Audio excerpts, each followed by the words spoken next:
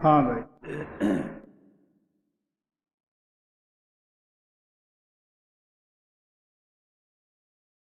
सब संतां महात्मा ने गुरु चरनां की बड़ी तारीफ की है, बड़ी महिमा गाई है।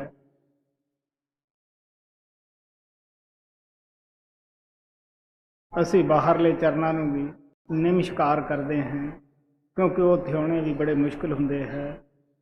उत्थे भी उन्हां दे पास शरधा प्यार नाल कोई भाग वाला जीव जांदा है। स्वामी जी महाराज ने कहा है, साध चरण 68 से उत्तम, भूम पवित्र यहाँ पग धरते। 68 तीर्थ का पुण्य एक पासे है, कमाई वाले महात्मा के चरणों का नाल लग जाना, नमस्कार कर लेनी, वो एक पासे है। क्योंकि सब वेदां शास्त्रां ने जीवित महापुरुष की महिमा गाई है, उहदे मिलण दे फायदे दसे है। लेकिन बाहरों सानू उत्साह मिलता है साडे घर दे अंदर जाण वास्ते, प्रेम पैदा हुंदी है, तड़फ पैदा हुंदी है। लेकिन जिन्हां दा वार वार महात्मा जिक्र करते हैं, वो चरण नूरी हन, साडे अंदर हन। तुलसी साहब कहते हैं, छिन छिन सुरत सुमार, लार दिर के रहो, तन मन दर्पण मांझ, साज सुरत से गहो। लगन लगे लख सार तब पाया, अरे हारे तुलसी संत चरण की धूड़ नूर दसाया।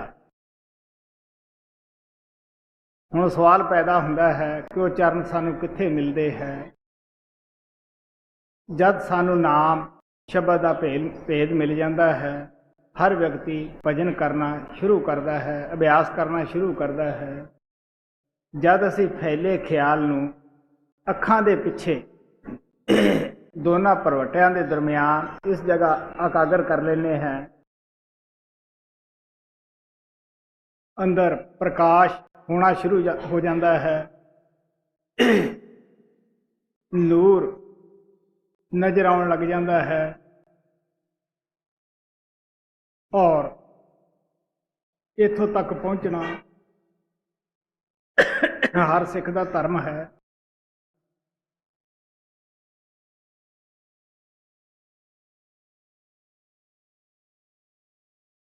क्योंकि स्कूल के अंदर जाना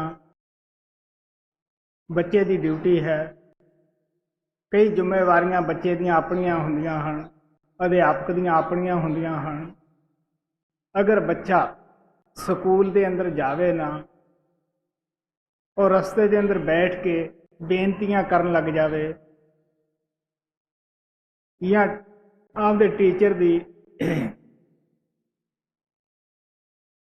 पिक्चर लैके धूप दिखानी शुरू कर देवे, स्कूल जावे ना, तुसी सोच के देख लो कि वो किस तरह पास होने की उम्मीद कर सकता है। जिथे वो बेनती करता है टीचर के अगे, उत्थे उहदा ये भी फर्ज बनता है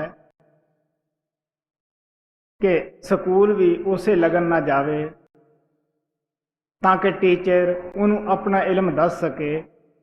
साडा स्कूल किहड़ा है, दोनों भरवटियां के दरम्यान है, ये मत्था है, जिथे कि पहुँचना साडा सब का फर्ज है। प्रकाश तारे सूरज चंद्रमा ये सब कुछ अंदर मिल जाते हैं, अंदर हन। मंडल दर मंडल असी ऊपर जाने हैं और अगे सतगुरु का नूरी स्वरूप नूरी चरण मिल जाते हैं। उत्थे जाके सच्चा शिष सिख बनता है गुरु का। उत्थे सेवक की जिहड़ी ड्यूटी है वो समाप्त हुंदी है, अगे गुरु की ड्यूटी है। ये असी अखां नाल देख लेने हैं कि किस तरह आत्मा नूं गुरु नाम दे के अकलिया नहीं छड्डदागा। मंडल दर मंडल उन्हां नूं पार कराउंदा होया निज धाम सचखंड, जिथों कोई आउंदा है अपने देश विच लै जांदा है। हर एक संत महात्मा का यही करतब रहा, सिखां नूं नाम ना जोड़ के, शब्द ना जोड़ के वो अपनी जिम्मेवारी तो कदे पिछा नहीं हटते, बशर्त यह है कि सेवक भी इसका पालन करे, इसके उपर दृढ़ विश्वास ईमानदारी नाल चले। ऐसा ना होए, कबीर साहब ने कहा सीगा, गुरु या संत की कर सकते हैं जे सिख दे अंदर, सेवक दे अंदर चूक है, भुल है। आप कहन लगे, सतगुर सच्चा क्या करे, जे सिखा में चूक, अंधे एक न लागी, ज्यों वांस बजाई फूक। अगर सिख नाम लैके फिर भी शराबा कबाबा का गुलाम होया बैठा है, भैड़े खोटे कर्म करता है, तुसी सोच के देख लो कि वो किस तरह सतगुरु नूं कह सकता है कि तुसी मैनू लैके जाओ।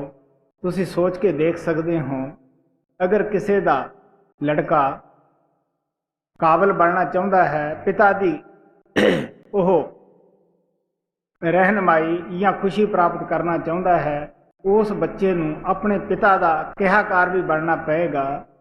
सानू पता है, अगर बच्चा काबिल है, पिता का कहाकार है, कहना मनता है, पिता ਉਹਦਾ हिस्सा तो देना ही देना हुंदा है, अपना भी जो कुछ पूंजी हुंदी है उसनूं दे जाता है।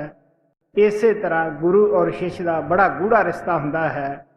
साडे विचों ही संगत की अगवाई करनी हुंदी है, ये कोई मामूली गल नहीं हुंदी गी। गुरु सिख अलग अलग बाडियां दे विच रहिंदे होए एक जोत हो जाते हैं, नाम रूप हो जाते हैं। उन्हां और उन्हां दे विच कोई फर्क नहीं हुंदा गा। उसे नूं गुरु मुख बोलते है कि वो अपना बोल छड़ जाता है, वो गुरु के मूँह के नाल ही बोलता है। सब संतां ने कहा, गुरु नानक कहते हैं, ज्यों बुलावै तो नानक दास बोलै। मैनू हुण जिवें वो बुलाउंदा है मैं बोलदा हां। मेरे भी तुहानूं एक भजन विच मिलेगा, अजैब बोल रहा तू जिवें बुलाउणा है, कि जिस तरह तू बुलाउणा है, जिथे भेजना है जाने हैं। कि वो ताकत जब असीं उहदे नाल जुड़ जाते हैं, वो पत्ते दे अंदर समाई हुई है। उत्थे अपने पराए का कोई सवाल नहीं उठदा गा। मैं सत्संग कर रहा सीगा, शब्द शुरू करन तो पहला तुहानूं गुरु के चरणों की महिमा दसी कि कित्थे वो चरण सानूं गुरु दे मिलते हैं। उत्थे जाके सच्चा सिख कहाउण दा यह फकर हासिल कर सकता है। गुरु भगती उत्थे जाके मुकम्मल हुंदी है, बाकी नाम भगती है। स्वामी जी का शब्द तुहाडे अगे छोटा जिहा रखा जाता है, गौर नाल सुनने वाला है। सुनो। आरती परम गुरु राधा स्वामी पार बचन शब्द 11वां। चरण गुर दे तार रही, चरण गुर दे तार रही, भोगी तार कठन अत पाई, तो अब उलट गई। जद असीं अपने फैले हुए ख्याल नूं अखां दे पिछे लियाउने है, फिर पता लगता है कि ये जो उल्टी धारा वग रही है ये कितनी मुश्किल है। प्यारिओ, अंदर जाके देखो किस तरह ऋषि मुनि इसे धारा के अंदर बह रहे हैं। जब तक अंदर नहीं जाते उन्ना चिकर किसी नूं की इल्म है कि साडी धार जिहड़ी है वो उल्टी बह रही है, असी उल्टे पासे जा रहे हैं, असी किधर जाना है। क्योंकि महात्मा सानू दसदे है कि शुरू दे विच जद साडी आत्मा पैरां दे तलियां तो उपर नूं आउंदी है, एक 3-4 किस्म दी चालां अख्तियार करती है। कीड़ी दी चीटी दी चाल है, जिस तरह चीटी कंध दे उत्ते चढ़ती है, गिर जाती है, चढ़ती है, फिर गिर जाती है, लेकिन वो अपनी हिम्मत नहीं छड्डदी, वो चढ़ जाती है। मकड़ी मार्ग है,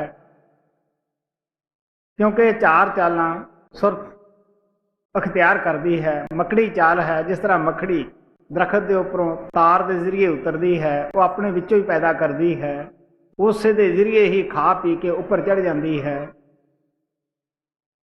और विहंग मार्ग है, पंछी मार्ग है, कि जिस तरह पंछी पहाड़ तो उड़िया ਜ਼ਮੀਨ ਦੇ ਥੱਲੇ ਆ ਗਿਆ, ਜ਼ਮੀਨ ਨੂੰ ਉੱਡਿਆ, ਪਹਾੜ ਦੀ ਚੋਟੀ ਤੇ ਜਾ ਵੜਿਆ ਹੈ।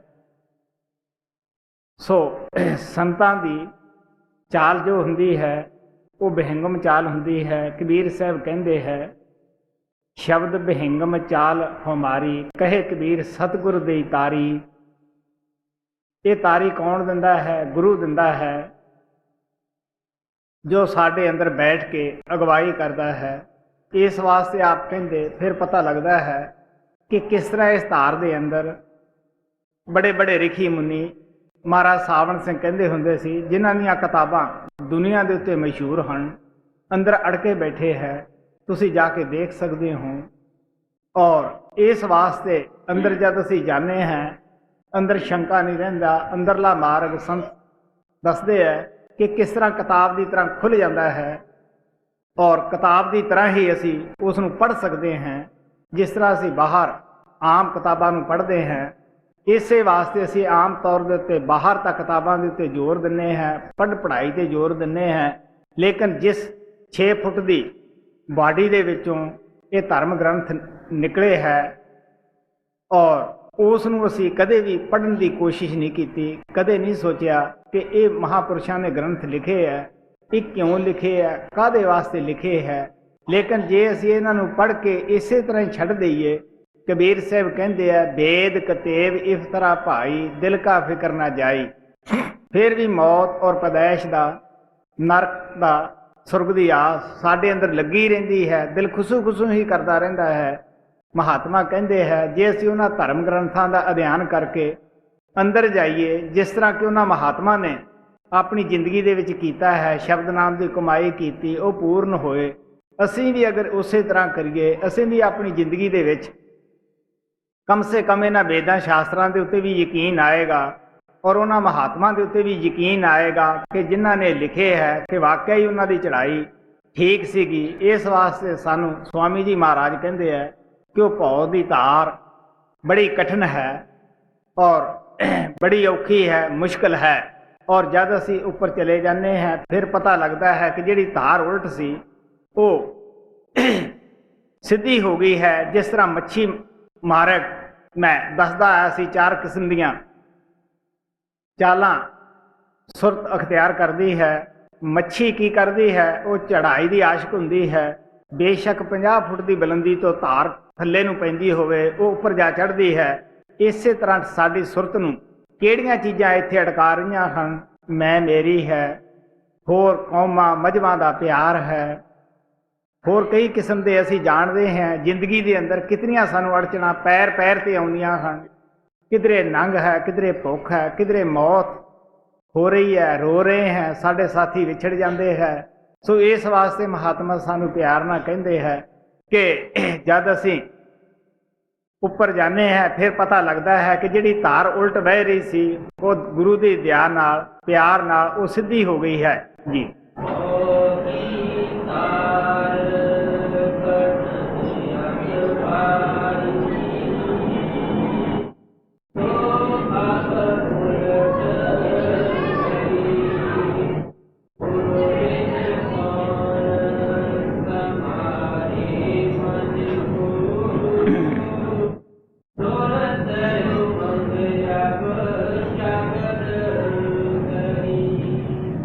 ਰੂਹ ਜੋਸ਼ ਵਿੱਚ ਆ ਕੇ ਕਹਿੰਦੀ ਹੈ ਕਿ ਮੇਰੀ ਨਾ ਪਤੀ ਨੇ ਮਦਦ ਕੀਤੀ, ਨਾ ਪਤਨੀ ਨੇ, ਨਾ ਕੌਮ ਨੇ, ਨਾ ਹੋਰ ਕਿਸੇ ਨੇ। ਅਗਰ ਅਮਦਾਦ ਕੀਤੀ, ਬਾਂਹ ਫੜੀ ਤੇ ਗੁਰੂ ਨੇ ਪਕੜੀ ਹੈ। ਇਸ ਵਾਸਤੇ ਆਪ ਕਹਿੰਦੀ ਹੈ, ਦਿਲ ਵਿੱਚ ਬੜਾ ਚਾਅ ਹੈ, ਜੋਸ਼ ਹੈ। ਜਦ ਅਸੀਂ ਭਜਨ ਕਰਕੇ ਅੰਦਰ ਜਾਂਦੇ ਹਾਂ, ਉਸ ਵੇਲੇ ਇਹ ਜੋਸ਼ ਖਰੋਸ਼ ਸਾਡੇ ਅੰਦਰ ਪੈਦਾ ਹੋ ਜਾਂਦਾ ਹੈ। ਸਾਨੂੰ ਸੱਚਾ ਪਿਆਰ, ਸੱਚੀ ਤੜਪ, ਸੱਚਾ ਯਕੀਨ ਆ ਜਾਂਦਾ ਹੈ ਕਿ ਵਾਕਿਆ ਹੀ ਜੋ ਕੁਛ ਗੁਰੂ ਬਤਾ ਰਹੇ ਹੈ, ਸੰਤ ਬਤਾ ਰਹੇ ਹੈ, ਇਹ ਸਹੀ ਹੈ, ਠੀਕ ਹੈ। ਇਸ ਵਾਸਤੇ ਆਪ ਪਿਆਰ ਦੇ ਨਾਲ ਕਹਿੰਦੇ ਹੈ ਕਿ ਗੁਰੂ ਤੋਂ ਬਗੈਰ ਕੌਣ ਹੈ ਜੋ ਮਨ ਨੂੰ ਵਸ ਵਿੱਚ ਕਰਨ ਦੀ ਦਵਾਈ ਦੱਸੇ ਜਾਂ ਮਦਦ ਕਰੇ। ਇਸ ਵਾਸਤੇ ਮਨ ਜਿਹੜਾ ਹੈ, ਇਹ ਸਾਡਾ ਜਾਨੀ ਦੁਸ਼ਮਣ ਹੈ। ਮਹਾਤਮਾ ਸਾਨੂੰ ਦੱਸਦੇ ਹੈ, ਅਗਰ ਕੋਈ ਸਾਡਾ ਦੁਸ਼ਮਣ ਹੈ, ਉਹ ਸਾਡਾ ਮਨ ਹੈ। ਸੰਸਾਰ ਵਿੱਚ ਕੋਈ ਸਾਡਾ ਦੁਸ਼ਮਣ ਨਹੀਂ ਗਾ। ਮਹਾਤਮਾ ਸਾਨੂੰ ਦੱਸਦੇ ਹੈ कि मन जीता जगजीत।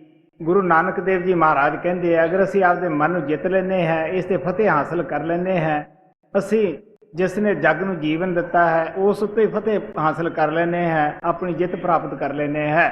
सो महात्मा दसते हैं कि मन जिहड़ा है ये जितना कोई आसान नहीं गा। बड़ा बड़ा ऋषियां मुनिया ने तप किया, किसी ने 88,000 बरस, किसी ने 60,000 बरस तप किया, लेकिन आखिर हड्डियां का ढेर हो गए। ये नहीं कि वह महात्मा बुरे सन या ऋषि मुनि बुरे सन, उन्होंने बड़ियां मेहनत कीतियां लेकिन पूरा गुरु ना मिलिया, पूरा रस्ता ना मिलिया। इस वास्ते मन के धोखे विच आ गए। प्यारिओ, अज असी पुराणा के अंदर उन्हां दीयां कथा कहानियां पढ़ते हैं, लेकिन इसका मतलब ये नहीं कि वह एक बारी डिगे मुड़ के वह कामयाब नहीं होएगे। नहीं, पूरे गुरु तो बगैर वो कामयाब ना हो सके। अगर असी कामयाब होना है, जरूरी है कि सानू पहला पूरे गुरु तो नामदान शब्द का भेद लेना पैंदा है। फिर जिस तरह वो दसदा है उवें करना बड़ा जरूरी हुंदा है। महाराज सावन सिंह कहंदे हुंदे सीगे, अगर असी दवाई डॉक्टर तो लिया के आले विच रख दईए, अलमारी विच रख दईए, तुसीं सोच के देख सकते हो, ना सानू डॉक्टर ते यकीन आ सकता है, ना उस दवाई ते ही आ सकता है। हुण मरीज जिहड़ा है वो बिस्तरे च बैठा गालां कढ़ रहा है डॉक्टर नूं, लेकिन डॉक्टर का की कसूर है, दवाई का की कसूर है। चंगा हुंदा जिस प्यार नाल तड़फ नाल वो दवाई लियाया सी, उसे असूल के मुताबक परहेज के मुताबक वो उस दवाई नूं इस्तेमाल करदा, वो बीमारी तो छुटकारा पाउंदा और तंदुरुस्ती की मौज माणदा। यही हालत साडी है जो संत सतगुरु सानू दसदे है कि तुहाडा जानी दुश्मन जो है वो मन है। सब तो पहला सानू मन की नेचुरल आदत के मुताबक सोचना पएगा कि मन किस तरह वस आएगा। सानू पता है कि मन जिहड़ा है ये लज्जत दा आशिक है और असां कसां दा ये आशिक है। आपां जिसदी भी सोबत करांगे ਉਹਦਾ असर अपने मन के उत्ते सुभाविक ही हो जाता है।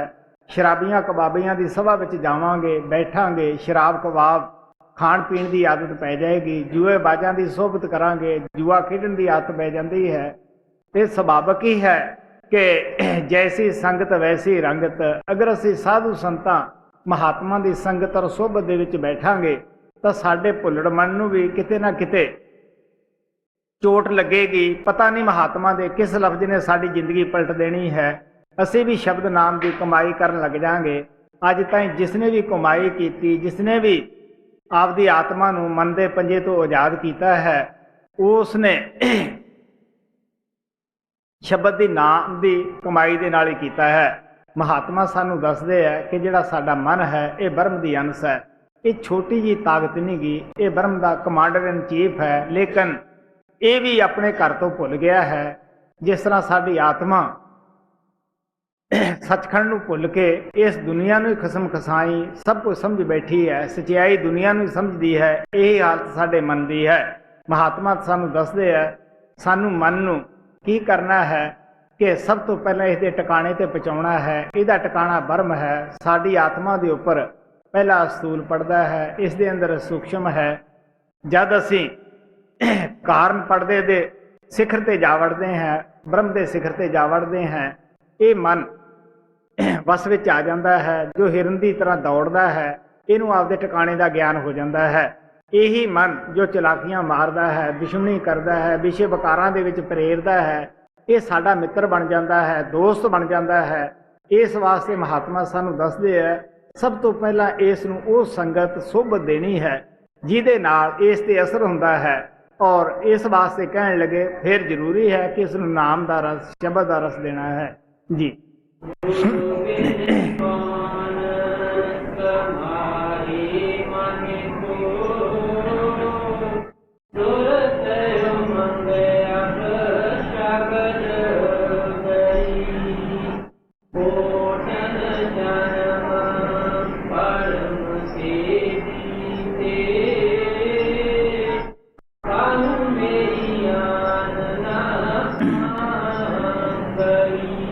जिन्ना महात्मा दी अखां खुलियां है वो अपनी बाणी च लिखते हैं कि पता नहीं असी कितने करोड़ ਇੱਥੇ ਜਨਮ ਧਾਰਨ ਕੀਤੇ ਹੈ। ਕਦੇ ਪਸ਼ੂ ਹੈ, ਕਦੇ ਪੰਛੀ ਹੈ, ਕਦੇ ਇਨਸਾਨ ਹੈ, ਹਵਾਨ ਹੈ, ਪਤਾ ਨਹੀਂ ਕਿਤਨੀਆਂ ਕੁ ਪਤਨੀਆਂ ਹਰ ਜਾਮੇ 'ਚ ਅਸੀਂ ਬਣਾਉਂਦੇ ਹਾਂ, ਕਿੰਨੇ ਪਤੀ ਬਣਾਉਂਦੇ ਹਾਂ, ਕਿੰਨੇ ਬਾਲ ਬੱਚੇ ਬਣਾਉਂਦੇ ਹਾਂ। ਸਾਨੂੰ ਇਹ ਵੀ ਯਾਦ ਨਹੀਂ ਕਿ ਅਸੀਂ ਪਿੱਛੇ ਕਿੱਥੇ ਜਨਮੇ ਸਾਂ, ਕੀ ਸਾਡੇ ਬੱਚੇ ਕਿਤਨੇ ਸਨ। ਜਦ ਉਹਨਾਂ ਦੀ ਯਾਦ ਨਹੀਂ, ਜਿਨ੍ਹਾਂ ਦੇ ਵਿੱਚ ਅਸੀਂ ਅੱਜ ਬੈਠੇ ਹਾਂ, ਜਿਨ੍ਹਾਂ ਦੇ ਨਾਲ ਅਸੀਂ ਮੁਹੱਬਤ ਪਾ ਕੇ ਆਪਣੇ ਘਰ ਨੂੰ ਭੁੱਲੇ ਬੈਠੇ ਹਾਂ, ਕਿ ਇਹ ਸਾਡੇ ਕਿਸ ਤਰ੍ਹਾਂ ਯਾਦ ਰਹਿ ਜਾਣਗੇ। ਇਸ ਵਾਸਤੇ ਸਵਾਮੀ ਜੀ ਮਹਾਰਾਜ ਕਹਿੰਦੇ ਆ, ਕਰੋੜਾਂ ਜਨਮ ਹੋ ਗਏ ਸਾਨੂੰ ਇਸ ਭਰਮ ਦੇ ਵਿੱਚ ਚੱਕਰ ਖਾਂਦਿਆਂ ਨੂੰ। 84 ਦੇ ਅੰਦਰ ਮੌਤ ਹੈ, ਪੈਦਾਇਸ਼ ਹੈ, ਪੈਦਾਇਸ਼ ਹੈ, ਫਿਰ ਮੌਤ ਹੈ। ਇਸ ਵਾਸਤੇ ਆਪ ਕਹਿਣ ਲੱਗੇ, ਕਾਹੂ ਨਾ ਮੇਰੀ ਆ ਕੇ ਬਾਹਾਂ ਫੜੀ, ਮੇਰੀ ਕਿਸੇ ਨੇ ਇਮਦਾਦ ਨਾ ਕੀਤੀ। ਕਿਆ ਮੈਨੂੰ ਕਿਸੇ ਨੇ ਰਸਤਾ ਨਾ ਦੱਸਿਆ ਜਿਸ ਘਰੋਂ ਮੇਰੀ ਆਤਮਾ ਆਈ ਸੀ? ਅਗਰ ਪਕੜੀ ਮਦਦ ਕੀਤੀ ਤਾਂ ਉਹ ਗੁਰੂ ਨੇ ਕੀਤੀ। ਪਿਆਰਿਓ, ਮੈਂ ਦੱਸਦਾ ਹੁੰਦਾ ਹੈ ਕਿ ਸੰਤ ਸਤਿਗੁਰੂ ਨਾ ਤਾਂ ਸਾਡੀ ਪਹਿਲੀ ਕੌਮ ਤੋੜਦੇ ਹੈ, ਨਾ ਉਹ ਨਵੀਂ ਬਣਾਉਂਦੇ ਹੈ, ਨਾ ਉਹ ਸਾਡੇ ਬੋਲੇ ਹੀ ਬਦਲਦੇ ਹੈ, ਨਾ ਸਾਡੇ ਕੱਪੜੇ ਖਾਸ ਕਿਸਮ ਦੇ ਪਵਾਉਂਦੇ ਹੈ। ਉਹ ਤਾਂ ਸਾਨੂੰ ਇਹ ਦੱਸਦੇ ਹੈ ਕਿ ਤੁਸੀਂ ਆਪੋ ਆਪਣੀਆਂ ਕੌਮਾਂ ਵਿੱਚ ਰਹੋ, ਆਪੋ ਆਪਣੇ ਮਜ਼ਹਬਾਂ ਵਿੱਚ ਰਹੋ, ਔਰ ਆਪੋ ਆਪਣੇ ਤੁਸੀਂ ਬੋਲੇ ਬੋਲੋ, ਜੋ ਵੀ ਸਮਾਜ ਦਾ ਤੁਹਾਡਾ ਰਾਹ ਰੀਤ ਹੈ ਬੜੇ ਸ਼ੌਕ ਨਾਲ ਤੁਸੀਂ ਕਰੋ। ਲੇਕਿਨ ਜੋ ਅਸੀਂ ਤੁਹਾਨੂੰ ਦੱਸਦੇ ਹਾਂ ਸ਼ਬਦ ਨਾਮ ਦੀ ਕਮਾਈ ਦਾ, ਇਹ ਤੁਸੀਂ ਤੜਕੇ ਉੱਠੋ, 2-3 ਘੰਟੇ ਲਾਓ ਔਰ ਆਪਣੇ ਘਰ ਪਹੁੰਚ ਜਾਓ। ਤੁਸੀਂ ਗ੍ਰਸਤ ਦੇ ਵਿੱਚ ਰਹਿੰਦੇ ਹੋਏ ਇਹ ਜ਼ਿੰਮੇਵਾਰੀਆਂ ਪੂਰੀਆਂ ਕਰਦੇ ਹੋਏ ਭਗਤੀ ਕਰ ਸਕਦੇ ਹੋ। ਜਿਸ ਪਰਵਜ ਵਾਸਤੇ ਇਨਸਾਨ ਦਾ ਜਾਮਾ ਮਿਲਿਆ ਹੈ ਉਸ ਨੂੰ ਅਸੀਂ ਪੂਰਾ ਕਰ ਸਕਦੇ ਹਾਂ। ਗੁਰੂ ਨਾਨਕ ਦੇਵ ਜੀ ਮਹਾਰਾਜ ਕਹਿੰਦੇ ਆ, ਕਹੋ ਨਾਨਕ ਗੁਰ ਪੂਰਾ ਭੇਟਿਆ, ਪ੍ਰਵਾਨ ਗ੍ਰਸਤ ਉਦਾਸ। ਸਵਾਲ ਮਨ ਨੂੰ ਮੋੜਨ ਦਾ ਹੈ। ਸੱਚਾਈ ਤੇ ਇਹ ਹੁੰਦੀ ਹੈ ਕਿ ਅਸੀਂ ਅਗਰ ਦੁਨੀਆ ਨੂੰ ਤਿਆਗਦੇ ਹਾਂ, ਤੁਸੀਂ ਦੇਖ ਲਓ ਆਮ ਤੌਰ ਦੇ ਉੱਤੇ ਅਸੀਂ ਦੇਖਦੇ ਹਾਂ ਹਰਿਦੁਆਰ ਦੇ ਉੱਤੇ ਜਾ ਕੇ, ਹੋਰ ਵੀ ਬੜੇ ਬੜੇ ਤੀਰਥਾਂ ਦੇ ਉੱਤੇ ਜਾ ਕੇ ਦੇਖਦੇ ਹਾਂ ਕਿ ਤੁਹਾਨੂੰ ਬਹੁਤ ਸਾਰੇ ਆਦਮੀ, ਬਹੁਤ ਸਾਰੇ ਸਾਧੂ ਭੇਖੀ ਇਸ ਤਰ੍ਹਾਂ ਮਿਲ ਜਾਣਗੇ ਕਿ ਜਿਨ੍ਹਾਂ ਦਾ ਘਰ-ਬਾਰ ਤਾਂ ਛੱਡਿਆ ਹੁੰਦਾ ਹੈ, ਲੇਕਿਨ ਦੂਸਰੇ ਦੇ ਕੋਲੋਂ ਜਾ ਕੇ ਉਹ ਪੈਸਾ, ਕੱਪੜਾ, ਰੋਟੀ ਵਾਸਤੇ ਹੱਥ ਫੈਲਾਉਂਦੇ ਹੈ ਕਿ ਸਾਨੂੰ ਰੱਬ ਦੇ ਨਾਂ ਦੇ ਉੱਪਰ ਦਿਓ। ਤੁਸੀਂ ਸੋਚ ਕੇ ਦੇਖ ਸਕਦੇ ਹੋ ਕਿ ਇੱਕ ਘਰ ਤਿਆਗਿਆ, ਬਾਹਰ ਕਿੰਨੇ ਘਰਾਂ ਦੀ ਚੌਕੀਦਾਰੀ ਕਰਨੀ ਪਈ ਉਹਨਾਂ ਨੂੰ, ਕਿਤਨੇ ਦੇ ਅੱਗੇ ਹੱਥ ਫੈਲਾਉਣਾ ਪਿਆ। ਇੱਕ ਬੀਵੀ ਦੀਆਂ ਰੋਟੀਆਂ ਛੱਡੀਆਂ, ਖਾਣਾ ਛੱਡਿਆ, ਅਨੇਕਾਂ ਬੀਵੀਆਂ ਦੇ ਅੱਗੇ ਜਾ ਕੇ ਹੱਥ ਫੈਲਾਉਣਾ ਪਿਆ। ਕਿ ਕੱਪੜਾ ਘਰੇ ਛੱਡ ਦਿੱਤਾ, ਆਪਦੀ ਕਮਾਈ ਛੱਡ ਦਿੱਤੀ, ਆਲਸ ਪੈਦਾ ਕਰ ਲਿਆ। ਗਾਹਾਂ ਜਾ ਕੇ ਕਿ ਤੁਹਾਨੂੰ ਕੱਪੜੇ ਦੀ ਲੋੜ ਨਹੀਂ ਪੈਂਦੀ ਗੀ, ਕੱਪੜੇ ਦੀ ਲੋੜ ਵੀ ਪੈਂਦੀ ਹੈ। ਇਸ ਵਾਸਤੇ ਆਪ ਕਹਿੰਦੇ ਆ, ਅੱਜ ਅੰਨ ਦੀ ਖੁਰਾਕ ਵੀ ਸਾਡੇ ਜਿਸਮ ਨੂੰ ਚਾਹੀਦੀ ਹੈ, ਉਹ ਉਸ ਦੀ ਵੀ ਲੋੜ ਪੈਂਦੀ ਹੈ। ਇਹਨੂੰ ਢੱਕਣ ਵਾਸਤੇ ਕੁੱਲੀ, ਜੁੱਲੀ, ਸਭ ਕਾਹੇ ਦੀ ਲੋੜ ਪੈਂਦੀ ਹੈ। ਇਸ ਵਾਸਤੇ ਮਹਾਤਮਾ ਸਾਨੂੰ ਕਹਿੰਦੇ ਆ, ਤੁਸੀਂ ਦੇਖ ਲਓ ਉਹਨਾਂ ਦੀ ਹਾਲਤ ਗ੍ਰਸਤੀਆਂ ਨਾਲੋਂ ਵੀ ਭੈੜੀ ਹੋ ਜਾਂਦੀ ਹੈ। ਗ੍ਰਸਤੀ ਨੂੰ ਸਭ ਕੁਝ ਮੁਹੱਈਆ ਹੁੰਦਾ ਹੈ, ਉਹ ਦਸਾਂ ਨਹੁੰਆਂ ਦੀ ਕਿਰਤ ਕਰਦਾ ਹੈ। ਅਗਰ ਕਿਸੇ ਚੀਜ਼ ਦੀ ਉਹਨੂੰ ਚਾਹਨਾ ਹੈ ਤਾਂ ਉਹ ਕਮਾਈ ਕਰਦਾ ਹੈ, ਉਸ 'ਚੋਂ ਪੂਰੀ ਕਰ ਸਕਦਾ ਹੈ। ਲੇਕਿਨ ਜਿਹਦੇ ਕੋਈ ਕਮਾਈ ਦਾ ਸਾਧਨ ਨਹੀਂਗਾ, ਉਹ ਕਿੱਥੋਂ ਪੂਰੀਆਂ ਕਰੇਗਾ? ਜਾਂ ਤਾਂ ਚੋਰੀ ਕਰੇਗਾ, ਜਾਂ ਕੋਈ ਹੋਰ ਪੱਧਰ ਕਰੇਗਾ, ਜਾਂ ਲੋਕਾਂ ਤੋਂ ਮੰਗੇਗਾ। ਮਹਾਤਮਾ ਸਾਨੂੰ ਦੱਸਦੇ ਆ, ਉਹ ਤਿਆਗੀ ਨਹੀਂ, ਉਹ ਤਾਂ ਗ੍ਰਸਤੀਆਂ ਨਾਲੋਂ ਵੀ ਭੈੜੇ ਹੋਏ ਬੈਠੇ ਹੈ। ਨਾ ਉਹ ਤਿੱਤਰ ਰਹੇ, ਨਾ ਉਹ ਬਟੇਰੇ ਬਣੇ ਹੈ, ਨਾ ਗ੍ਰਸਤੀਆਂ ਦੇ ਵਿੱਚ ਰਹੇ, ਨਾ ਉਹ ਸਾਧੂਆਂ ਦੇ ਵਿੱਚ ਰਹੇ। ਇਸ ਵਾਸਤੇ ਮਹਾਤਮਾ ਸਾਨੂੰ ਪਿਆਰ ਦੇ ਨਾਲ ਕਹਿੰਦੇ ਹੈ ਕਿ ਤਿਆਗਣਾ, ਤਿਆਗਣਾ, ਕਾਮ, ਕ੍ਰੋਧ, ਲੋਭ, ਮੋਹ, ਹੰਕਾਰ ਨੂੰ ਤਿਆਗਣਾ।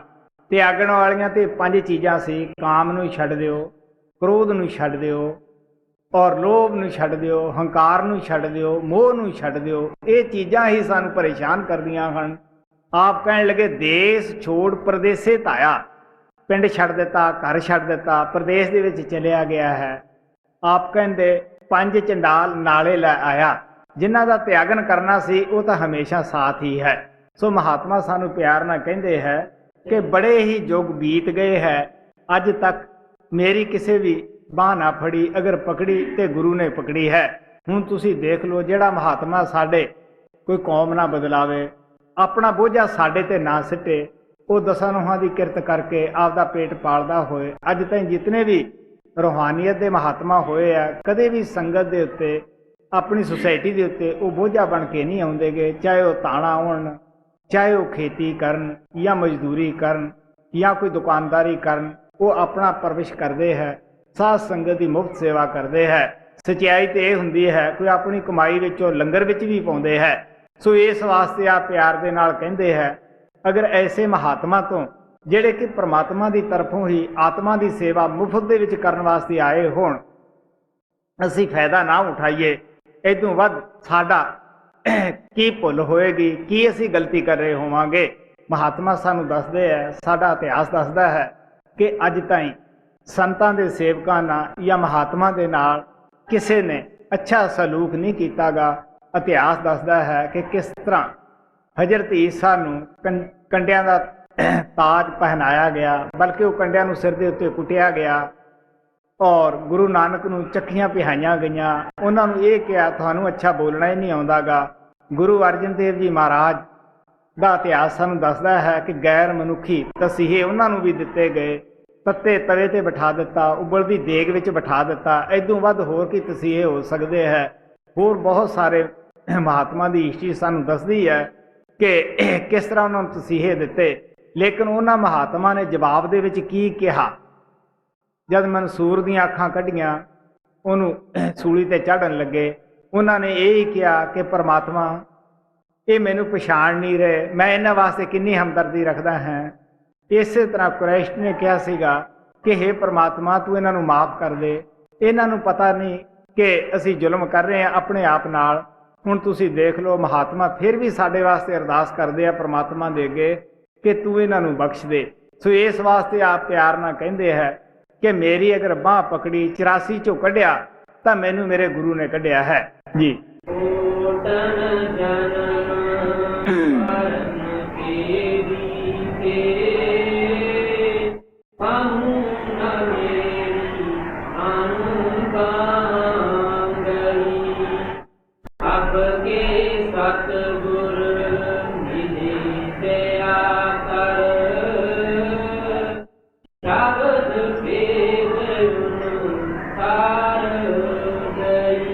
ਆਪ ਕਹਿਣ ਲੱਗੇ 84 ਦੇ ਵਿੱਚ ਚੱਕਰ ਲਾ ਰਹੇ ਸਾਂ, ਦੁਖੀ ਹੋ ਰਹੇ ਸਾਂ।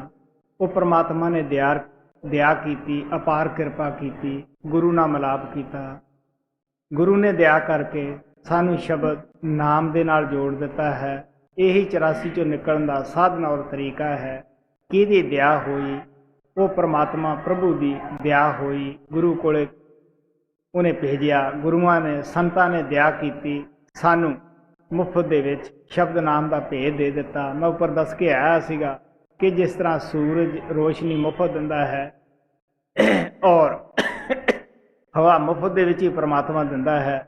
ਮਹਾਤਮਾ ਵੀ ਆਪਣੀ ਤਾਲੀਮ ਦੀ ਕੋਈ ਕਿਸੇ ਤੋਂ ਫੀਸ ਨਹੀਂ ਚਾਰਜ ਕਰਦੇਗੇ। ਉਹ ਵੀ ਆਪਣੀ ਤਾਲੀਮ ਸਭ ਨੂੰ ਮੁਫਤ ਦੇ ਵਿੱਚ ਵੰਡਣ ਵਾਸਤੇ ਆਉਂਦੇ ਹੈ। ਲੇਕਿਨ ਸਾਨੂੰ ਪਤਾ ਹੀ ਹੈ ਕਿ ਅੱਛੀ ਚੀਜ਼ ਦੇ ਕੋਈ ਗਾਹਕ ਘੱਟ ਹੀ ਮਿਲਦੇ ਹੈ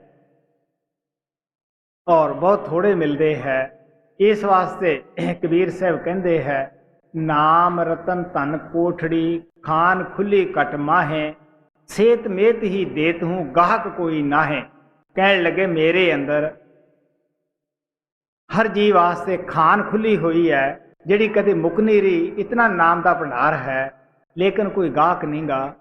ਇਸ ਵਾਸਤੇ ਕਹਿਣ ਲੱਗੇ, ਤੁਲਸੀ ਸਾਹਿਬ ਨੇ ਵੀ ਕਿਹਾ ਹੈ ਕਿ ਜਿਸ ਤਰ੍ਹਾਂ ਕੋਈ ਵਿਲਾਇਤ ਦੇ ਅੰਦਰੋਂ ਮੇਵਾ ਭਰ ਕੇ ਹਿੰਦੁਸਤਾਨ ਦੇ ਅੰਦਰ ਲੈ ਆਉਂਦਾ ਹੈ, ਇੱਥੇ ਆ ਕੇ ਉਹ ਮੇਵੇ ਦਾ ਮੁੱਲ ਸਾਨੂੰ ਪਤਾ ਹੈ ਕਿ ਬੜੀ ਦੂਰ ਦਾ ਮੇਵਾ ਹੈ, ਅੱਛਾ ਮੇਵਾ ਹੈ। ਜਦ ਉਹਦੇ ਫਾਇਦੇ ਦੱਸ ਕੇ ਉਹ ਮੁੱਲ ਕਰਦਾ ਹੈ, ਬਹੁਤ ਥੋੜੇ ਗਾਹਕ ਮਿਲਦੇ ਹੈ, ਸਭ ਸਿਰ ਹਿਲਾ ਕੇ ਉੱਠ ਜਾਂਦੇ ਹੈ ਕਿ ਇਹ ਤਾਂ ਮੇਵਾ ਬੜਾ ਮਹਿੰਗਾ ਦਿੰਦੇ ਹੈ।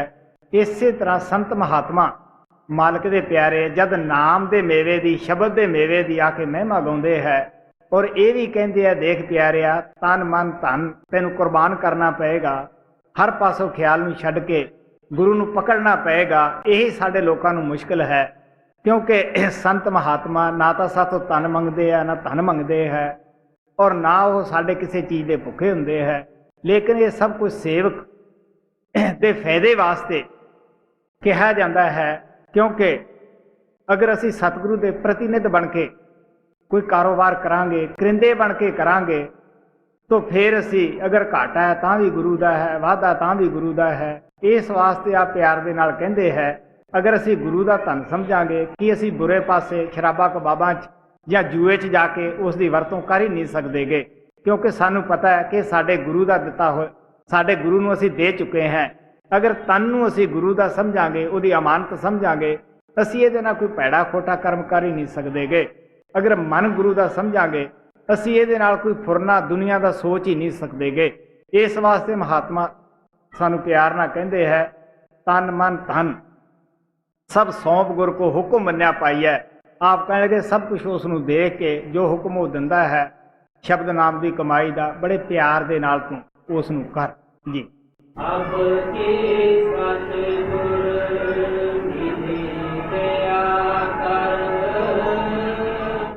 ਸ਼ਬਦ ਕੇ ਤਾਰ ਗਈ, ਲੋਕੋ ਛੋੜ ਸਵਾਰ ਦਸ ਲਾਗੀ, ਅਚਰ ਮਤ ਨੋ ਜੀਤ ਦਈ।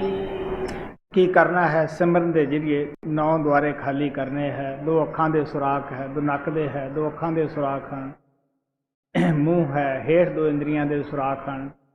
ਇਸ ਦੇ ਜਰੀਏ ਹੀ ਸਾਡੀ ਤਾਕਤ ਆਮ ਤੌਰ ਦੇ ਉੱਤੇ ਖਿਆਲ ਬਾਹਰ ਜਾਂਦਾ ਹੈ, ਫੈਲਿਆ ਹੋਇਆ ਹੈ, ਔਰ ਇਹਨਾਂ ਨੂੰ ਖਾਲੀ ਕਰ ਲੈਣਾ ਹੈ। ਸਿਮਰਨ ਦੇ ਜਰੀਏ ਅਸੀਂ ਇਹਨਾਂ ਨੂੰ ਖਾਲੀ ਕਰਕੇ ਅੱਖਾਂ ਦੇ ਪਿੱਛੇ ਆ ਜਾਣਾ ਹੈ। ਸਾਡੀ ਆਤਮਾ ਦੇ ਉੱਪਰ 3 ਪਰਦੇ ਹੈ, ਅਸਤੂਲ ਹੈ, ਸੂਖਸ਼ਮ ਹੈ, ਕਾਰਨ ਹੈ। ਕਹਿਣ ਲੱਗੇ ਜਦੋਂ ਅਸੀਂ ਕਾਰਨ ਸਰੀਰ ਦੇ ਉੱਪਰ ਚਲੇ ਜਾਂਦੇ ਹਾਂ, ਬ੍ਰਹਮ ਨੂੰ ਪਾਰ ਕਰ ਲੈਂਦੇ ਹਾਂ, ਛਰ ਅਕਸ਼ਰ ਇਹਨਾਂ ਨੂੰ ਛੱਡ ਕੇ ਉੱਪਰ ਜਾਂਦੇ ਹਾਂ, ਪਾਰ ਬ੍ਰਹਮ ਦੇ ਵਿੱਚ ਪਹੁੰਚ ਜਾਂਦੇ ਹਾਂ। ਆਪ ਕਹਿਣ ਲੱਗੇ ਫਿਰ ਕੀ ਹੈ ਕਿ ਅਸੀਂ ਮੱਖਣ ਕੱਢ ਲੈਂਦੇ ਹਾਂ, ਮੱਖਣ 'ਚੋਂ ਘਿਓ ਕੱਢ ਲੈਂਦੇ ਹਾਂ, ਔਰ ਉਹ ਘਿਓ ਸਮਾਨ ਹੁੰਦਾ ਹੈ ਕਿ ਸਚਾਈ ਹੁੰਦੀ ਹੈ ਜੀ। ਕੋ ਛੋੜ ਸਵਾਰ ਦਸ ਲਾਗੀ, ਅਚਰ ਮਤ ਨੋ ਜੀਤ ਦਈ, ਲੋਕਾ ਪਾਰ ਚਲੀ ਅਬ ਗੁਰ ਬਲ, ਅਗਮ ਪਦਾਰਥ ਲੀਨ ਸਈ। ਸਾਡੀ ਕਿਸ਼ਤੀ ਬਗੈਰ ਕਿਸੇ ਮਲਾਹ ਤੋਂ ਸਮੁੰਦਰ ਦੇ ਅੰਦਰ, ਦਰਿਆਵਾਂ ਦੇ ਅੰਦਰ ਡਗਮਗਾ ਰਹੀ ਸੀ, ਲੇਕਿਨ ਗੁਰੂ ਮਲਾਹ ਮਿਲਿਆ। ਉਸ ਨੇ ਲਹਿਰਾਂ ਦਾ ਵਾਕਫ ਸੀਗਾ ਕਿ ਕਿਸ ਤਰ੍ਹਾਂ ਅੰਦਰ ਕਾਲ ਦੀਆਂ ਲਹਿਰਾਂ, ਕਾਮ ਕ੍ਰੋਧ ਦੀਆਂ ਲਹਿਰਾਂ ਉੱਠ ਰਹੀਆਂ ਹਨ। ਉਹ ਬਚਾ ਕੇ ਲੈ ਗਿਆ, ਕਿਉਂਕਿ ਉਹ ਵਾਕਫਕਾਰ ਸੀ, ਉਹ ਸੱਚਾ ਮਲਾਹ ਸੀਗਾ। ਗੁਰੂ ਰਾਮਦਾਸ ਜੀ ਮਹਾਰਾਜ ਕਹਿੰਦੇ ਹੈ, ਸੰਤੋ ਸੁਣੋ ਸੁਣੋ ਜਨ ਭਾਈ, ਗੁਰ ਕਾਢੇ ਬਾਂਹ ਕੋ ਕੀਜੈ। ਜਿਸ ਤਰ੍ਹਾਂ ਮਲਾਹ ਆਪਣਾ ਬੇੜਾ ਲਿਆ ਕੇ ਕਿਨਾਰੇ ਦੇ ਉੱਤੇ ਕਹਿੰਦਾ ਹੈ, ਆਓ ਬਈ ਜਿਹਨੇ ਦੂਸਰੇ ਪਾਸੇ ਜਾਣਾ ਹੈ, ਪਾਰ ਲੰਘਣਾ ਹੈ, ਆਓ ਮੈਂ ਤੁਹਾਨੂੰ ਲੈ ਚੱਲਦਾ ਹੈ। ਜੋ ਉਸ 'ਤੇ ਇਤਵਾਰ ਕਰਕੇ ਬੈਠ ਜਾਂਦੇ ਹੈ ਬੇੜੇ ਵਿੱਚ, ਕਿਸ਼ਤੀ ਦੇ ਅੰਦਰ, ਉਹ ਪਾਰ ਹੋ ਜਾਂਦੇ ਹੈ, ਬਾਕੀ ਸੋਚਦੇ ਰਹਿ ਜਾਂਦੇ ਹੈ। ਇਸੇ ਤਰ੍ਹਾਂ ਸੰਤ ਸਤਿਗੁਰੂ ਨਾਮ ਦਾ ਜਹਾਜ਼ ਲੈ ਕੇ ਆਉਂਦੇ ਹੈ। ਜਿਨ੍ਹਾਂ ਦੇ ਉੱਚੇ ਭਾਗ ਹੁੰਦੇ ਹੈ ਉਹ ਸ਼ਬਦ ਨਾਮ ਦੇ ਜਹਾਜ਼ ਵਿੱਚ ਸਵਾਰ ਹੋ ਜਾਂਦੇ ਹੈ, ਉਹ ਲਹਿਰਾਂ ਤੋਂ ਵਾਕਫਕਾਰ ਹੁੰਦੇ ਹੈ। ਇਸ ਉਹ ਬੇੜੇ ਦੇ ਮਲਾਹ ਬਣ ਕੇ ਆਉਂਦੇ ਹੈ। ਇਸ ਵਾਸਤੇ ਆਪ ਕਹਿੰਦੇ ਆ, ਨੌਕਾ ਕਹਿੰਦੇ ਕਿਸ਼ਤੀ ਨੂੰ, ਨੌਕਾ ਪਾਰ ਚੱਲੀ ਅਬ ਗੁਰਬਲ। ਇਸ ਵਾਸਤੇ ਉਹਨਾਂ ਦੀ ਦਇਆ ਨਾਲ, ਉਹਨਾਂ ਦੀ ਕਿਰਪਾ ਦੇ ਨਾਲ ਸਾਡੀ ਕਿਸ਼ਤੀ ਵੀ ਜੋ ਭੱਬਰ ਦੇ ਵਿੱਚ ਡਗਮਗਾ ਰਹੀ ਸੀ, ਉਹ ਪਾਰ ਹੋ ਜਾਂਦੀ ਹੈ ਕਿ 84 ਦਾ ਚੱਕਰ ਖਤਮ ਹੋ ਜਾਂਦਾ ਹੈ ਜੀ।